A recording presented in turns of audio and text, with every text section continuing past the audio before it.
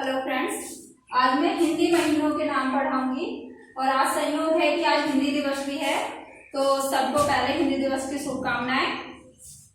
क्या है कि आजकल प्रयोग में हम इंग्लिश के महीने ज्यादा प्रयोग में लाते हैं, तो हमारे बच्चों को जानकारी ही नहीं है हिंदी महीनों की।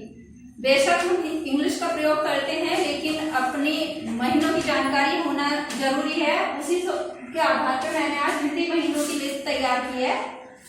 हमारा हिंदी वर्ष का सबसे पहला महीना होता है चैत, जो मार्च और अप्रैल के महीने में पड़ता है। इसी चैत माह से ही हमारा नववर्ष शुरू होता है, हिंदी नववर्ष। दूसरा महीना होता है बैसाख, अप्रैल और मई में पड़ता है। जेठ का महीना। तीसरा महीना होता है मई जून। गर्मी का महीना होता है आषाढ़। जून जुलाई में पड़ता है सावन के नाम से ज्यादातर इसे जानते हैं। और जुलाई अगस्त में पड़ता है बरसात का महीना होता है भादो। अगस्त सितंबर में ये महीना पड़ता है। और सातवां महीना होता है हमारा आश्विन, सितंबर अक्टूबर में पड़ता है, जो इस टाइम चल रहा है जो महीना हमारा। आठवां महीना कार्तिक, अक्टूबर नवंबर में ये महीना पड़ता है। और नवा महीना होता है मार्गशीर्ष, जिसे हम अघन भी कहते हैं। ये महीना हमारा नवंबर और दिसंबर में पड़ता है। 10वां महीना हमारा पूस का महीना होता है, दिसंबर जनवरी में पड़ता है, ठंड का महीना होता है।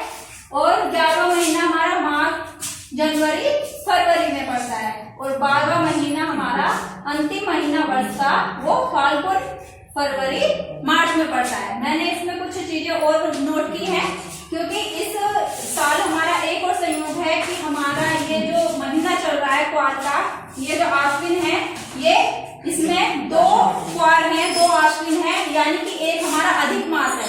अधिक मास को हम मलमास और पुरुषोत्तम मास के नाम से भी जानते हैं।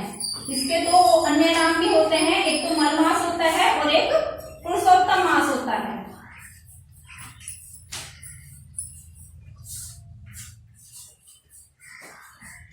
अब ये अधिक मास क्या है? साल में वैसे तो 12 महीने होते हैं, लेकिन 2 साल के बाद तीसरे साल में एक अधिक मास हो जाता है। उस वर्ष हमारे साल में 13 महीने हो जाते हैं। ये अधिक मास आता कैसे है? हमारे जो हिंदी के महीने हैं वो चंद्रवर्ष पे आधारित है। चंद्रवर्ष होता है चांद की गति पे आधारित है, और चंद्रवर्ष में हमारे 354 दिन होते हैं।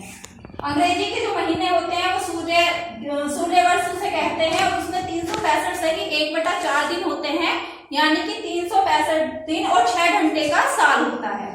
तो इन दोनों चंद्रवर्ष और सूर्यवर्ष में लगभग 11 दिन का हमारा अंतर आ जाता है। तो इनके दोनों वर्ष का संतुलन बनाने के लिए ये क्या है कि तीसरे साल 11 करके लगभग ये अंतर 30 से 33 दिन का अंतर बनता है। तो एक महीने का अंतर आ जाता है, और 2 साल के बाद तीसरे साल एक अधिक मास इसमें आता है, और अधिक मास से ये चंद्रवर्ष और सूर्यवर्ष का एक संतुलन बन जाता है। जैसे कि चौथे साल में जो हमारी फरवरी होती है इंग्लिश साल की, वो क्या है 29 दिन की हो जाती है, क्योंकि चौथे साल लीप ईयर आता है, यानी कि 6 घंटे 4 सालों के 6 घंटे बन के एक दिन बना लेते हैं 24 घंटे का। और चौथे साल की फरवरी को 29 दिन का करके उससे बैलेंस कर लिया जाता है। 6 घंटे का जो है ये इसे बैलेंस कर लिया जाता है चौथे साल में। इसी तरह से ये जो चंद्रवर्ष और सूर्यवर्ष का जो अंतर है, ये इसे बैलेंस करने के लिए इसकी जो अवधि आती है वो 32 महीने 16 दिन और 8 घंटों बाद ये संयोग बनता है कि जब अधिक मास हमारा आता है। तो हर 2 साल के बाद जो तीसरा साल आता है, उसमें ये एक अधिक मास सम्मिलित होता है। धन्यवाद।